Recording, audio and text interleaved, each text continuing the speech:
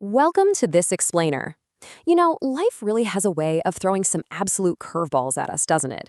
Things we never saw coming. Today, we're diving right into a really uplifting, hope-filled guide on how to actually navigate the devastating effects of trauma and betrayal. Specifically, we're going to talk about finding real healing and building active resilience through Jesus Christ. If you are right in the middle of a storm right now, I just want you to know, you are not alone. There is a path forward, and we're going to explore exactly what that looks like today.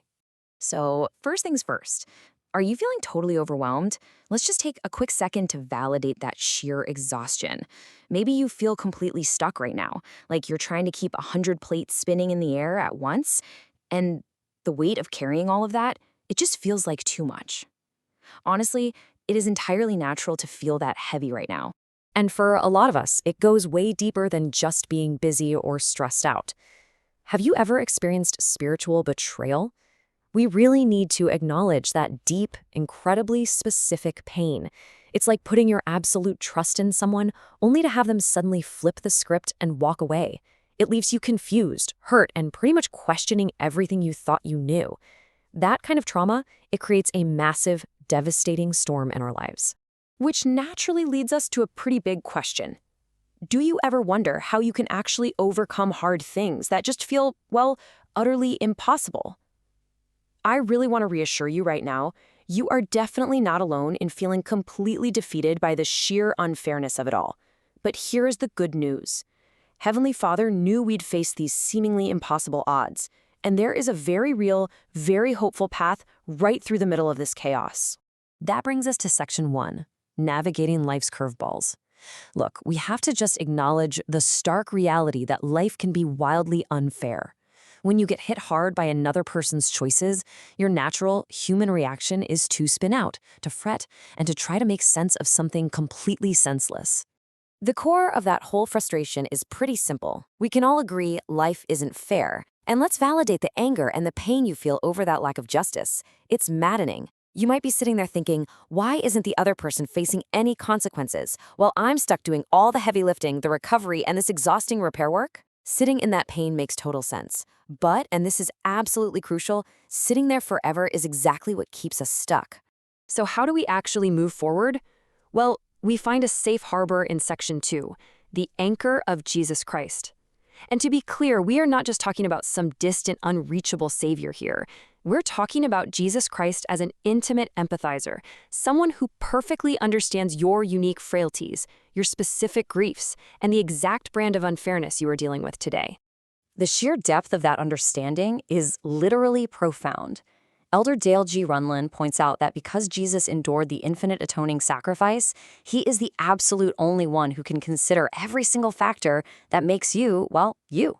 He took on not just our sins, but our sicknesses and our deepest, darkest griefs. And because he actually did that, he can offer this gentle, customized peace to calm your specific anguish. And the absolute most important takeaway here is that this applies directly to you. Elder Renland emphasizes that this salvation, this incredible comfort, isn't just some broad, generic promise for the masses. When he says all mankind, he means everyone.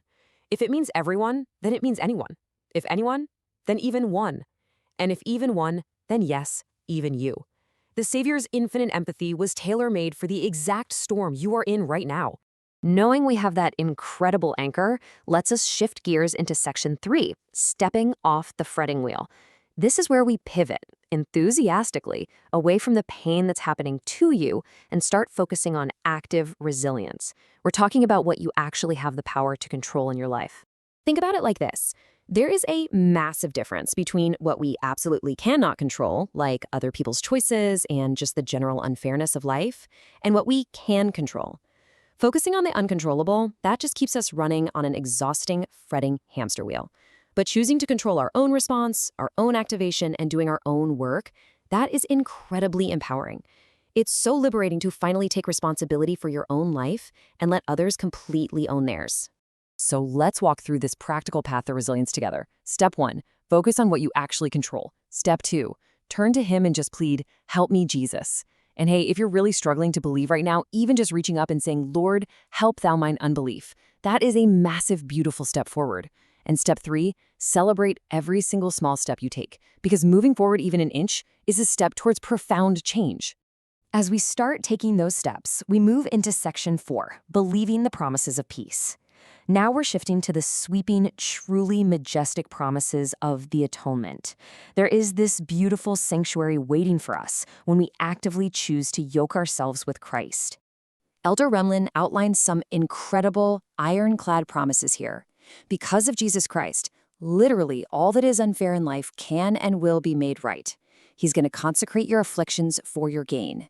He will sanctify your deepest distress. He will take your bitter cup and fill it with sweet.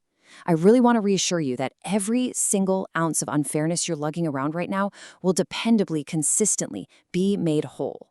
Which brings us to a highly comforting and honestly, maybe a bit surprising concept. There is no scarlet letter. When we or others sincerely repent, the Savior's infinite capacity to forgive means there's no spiritual scar left behind, no track, no trace. There is absolutely no eternal mark of shame that you have to wear. When the debt is paid by Jesus, you are completely pardoned and the Lord remembers those sins no more. Just really let that sink in.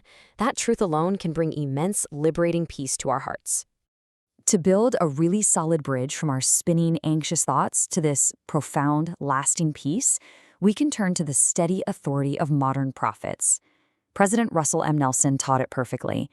Whatever questions or problems you have, the answer is always found in the life and teachings of Jesus Christ. He really is the ultimate solution to the whole shebang. And President Dallin H. Oaks reinforces this right on the money, simply declaring, Jesus Christ is the way. No matter how wild the storm gets, no matter how deep the betrayal cuts, keeping your eye fully focused on the Savior is the absolute only true way to find sanctuary. He is the way through the impossible. And that brings us to a really passionate call to action for today. Elder Renland urges us, open wide your broken heart and let your Savior in. This is a direct invitation to let the healing balm of Christ soothe your specific anguish. You do not have to white-knuckle this alone. You are loved, you are absolutely enough, and He has the power to redeem you. So, I want to leave you with a final, provocative question to chew on. How will you open your broken heart wide to your Savior Jesus Christ this week? What specific thing will you do to actively notice Him, to offer gratitude, and to take that very next step towards your own active resilience? I'm going to leave you with that thought. Thank you so much for joining me for this explainer, and I truly hope you find real peace amidst your storm.